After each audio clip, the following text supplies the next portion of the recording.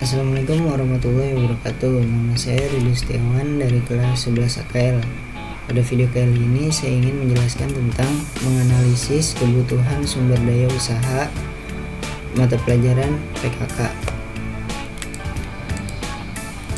Yang pertama itu pengertian manajemen.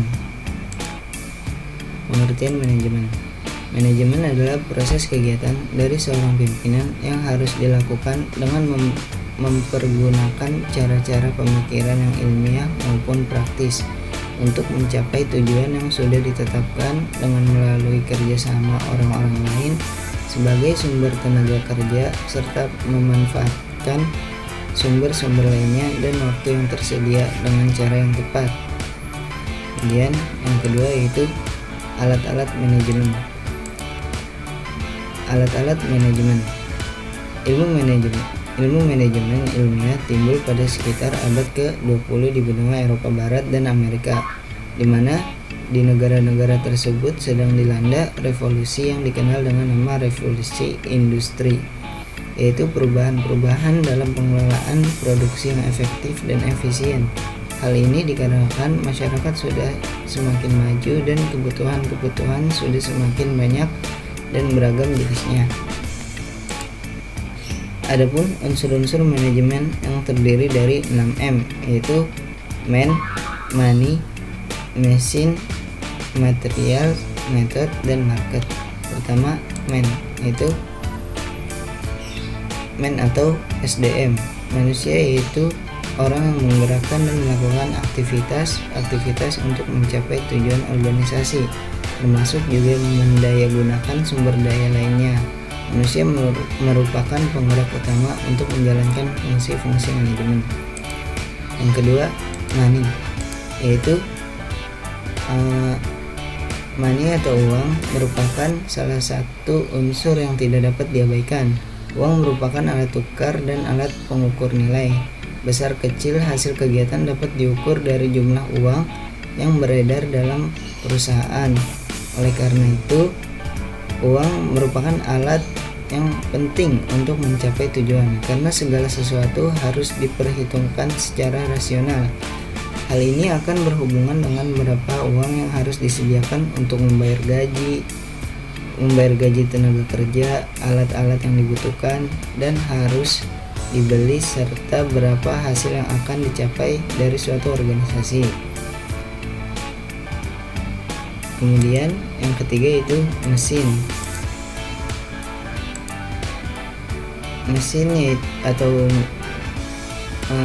Mesin digunakan untuk memberi kemudahan atau menghasilkan keuntungan yang lebih besar serta menciptakan efisiensi kerja. Mesin-mesin dalam suatu pekerjaan adalah untuk menghemat tenaga dan pikiran manusia di dalam melakukan tugas-tugasnya, baik bersifat rutin maupun yang bersifat insidental, baik untuk pekerjaan-pekerjaan yang bersifat teknis industri, engineering, maupun yang bersifat teknis atau paperwork. Kemudian ada material. Di sini material terdiri dari bahan setengah jadi dan bahan jadi. Dalam dunia usaha, untuk mencapai hasil yang lebih baik, selain manusia yang ahli dalam bidangnya juga harus dapat menggunakan bahan atau materi-materi sebagai salah satu sarana. Sebab materi dan manusia tidak dapat dipisahkan.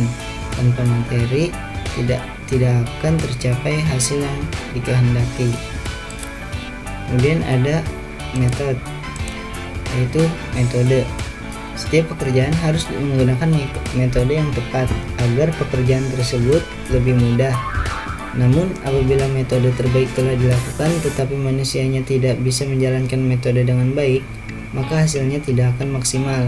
Jadi harus diimbangi dengan kemampuan manusia yang baik juga. Yang keenam yaitu market. Market atau pasar. Pemasaran adalah sistem keseluruhan dari kegiatan usaha yang ditunjukkan untuk merencanakan, menentukan harga, mempromosikan, dan mendistribusikan barang, jasa, ide kepada pasar sasaran agar mendapat tujuan organisasi.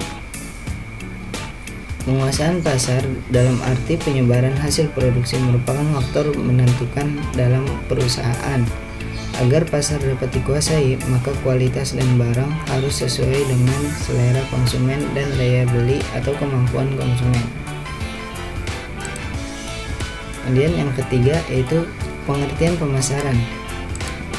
Pengertian pemasaran yaitu pemasaran adalah suatu total kegiatan perusahaan yang sistematis untuk menyusun dan merencanakan strategi, menentukan harga, melakukan promosi, hingga mendistribusikan produk atau barang dan jasa kepada masyarakat guna memenuhi kebutuhan, kepuasan, juga mencapai tujuan pasar perusahaan.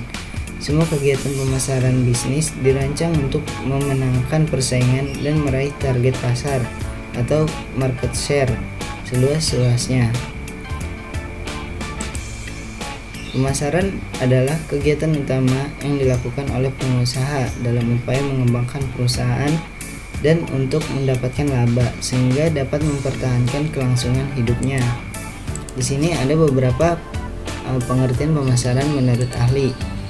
Bisa dibaca sendiri menurut Kotler dan Keller, menurut dengan Michel dan Fajar Laksana. Yang dapat disimpulkan dari ketiganya itu pemasaran adalah suatu kegiatan yang dilakukan produsen terhadap konsumen, pada dasarnya bertujuan untuk memenuhi kebutuhan dan keinginan konsumen akan barang dan jasa melalui proses penciptaan, penawaran, dan pertukaran. Yang keempat yaitu pengertian manajemen pemasaran. Manajemen pemasaran menurut Kotler dan Kohler adalah seni dan ilmu memilih pasar sasaran dan menjaga dan menumbuhkan pelanggan dan menciptakan, menyerahkan, dan mengomunikasikan nilai pelanggan yang unggul.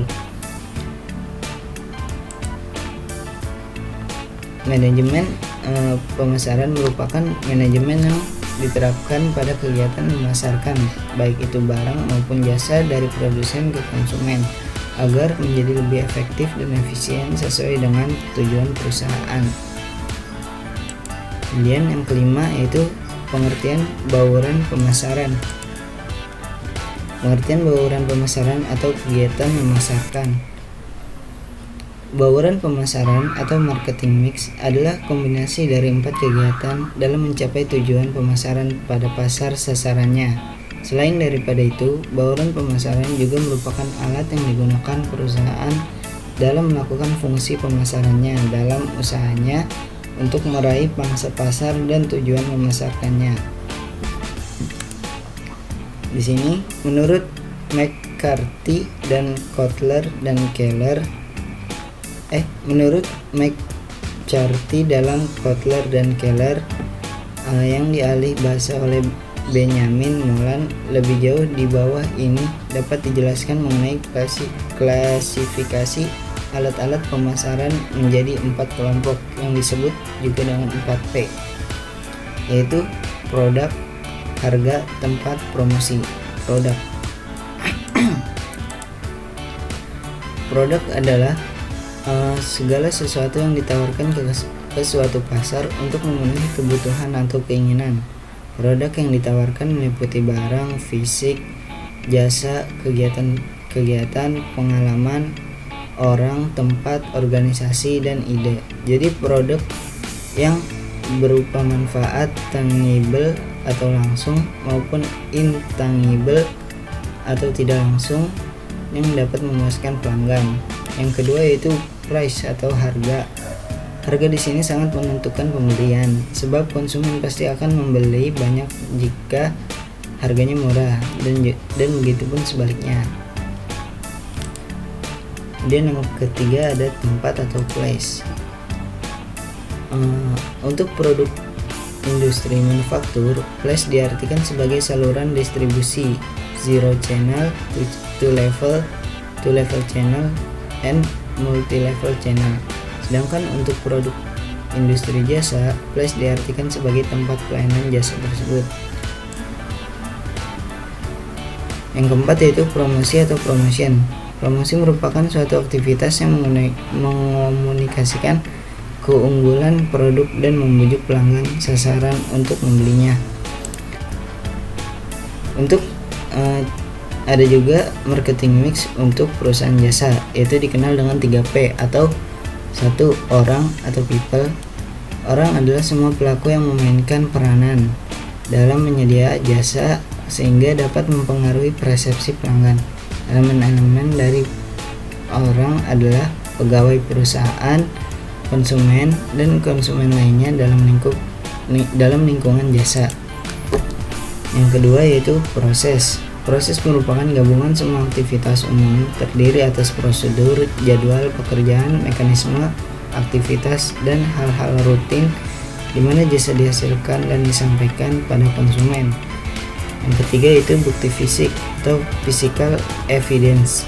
Physical evidence atau bukti fisik adalah lingkungan tempat jasa disampaikan dan tempat penyedia jasa dengan konsumen berinteraksi. Kemudian yang terakhir itu ada 8 strategi penetapan harga yang paling sering dilakukan. Yang pertama yaitu strategi penetapan harga produk baru adalah agar produk mampu memberi kontribusi nyata bagi pertumbuhan pasar dengan dukungan penetapan harga yang tepat. Penetapan harga atau pricing terhadap barang baru dapat dilakukan dengan dua cara, yaitu skimming pricing atau berusaha menjual harga yang lebih tinggi sebelum membidik konsumen yang lebih peka terhadap harga, dan penetration pricing atau berusaha menjual kepada pasar dengan harga murah. Yang kedua yaitu strategi penetapan harga yang sudah mapan. Strategi ini ditetapkan sebagai hasil peninjauan kembali oleh perusahaan terhadap strategi penetapan harga yang sedang dilakukan di pasar. Ada 3 alternatif yang sering dilakukan oleh perusahaan setelah melakukan tinjau ulang pada strategi.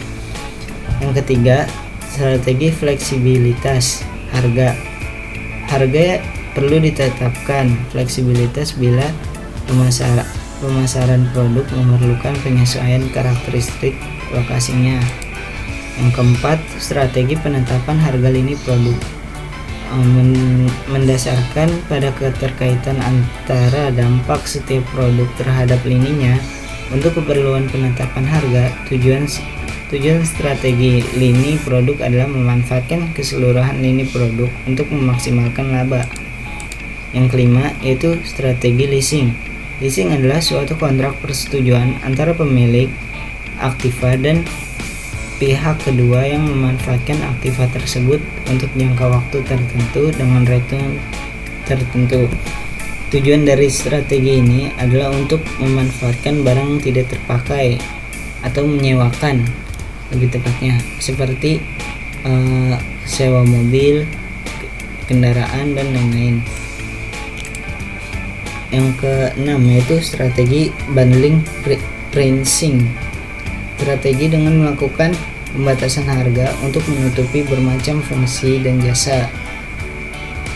Banyak yang diharapkan dari strategi ini, antara lain aktiva dijaga dalam kondisi sedemikian rupa sehingga dapat dijual kembali atau di leasing kembali.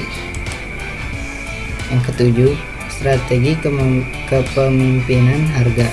Tujuan dari strategi ini adalah agar perusahaan-perusahaan atau koperasi lain yang terkait dengan perusahaan pemimpin dapat dikendalikan oleh penetapan harga yang dilakukan oleh perusahaan atau market leader.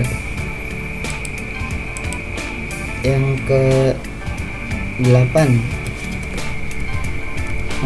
adalah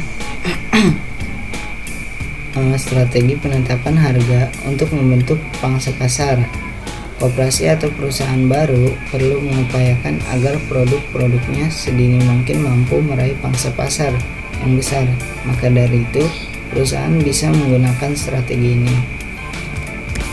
Sekian penjelasan dari saya, kurang lebihnya mohon maaf. Wassalamualaikum warahmatullahi wabarakatuh.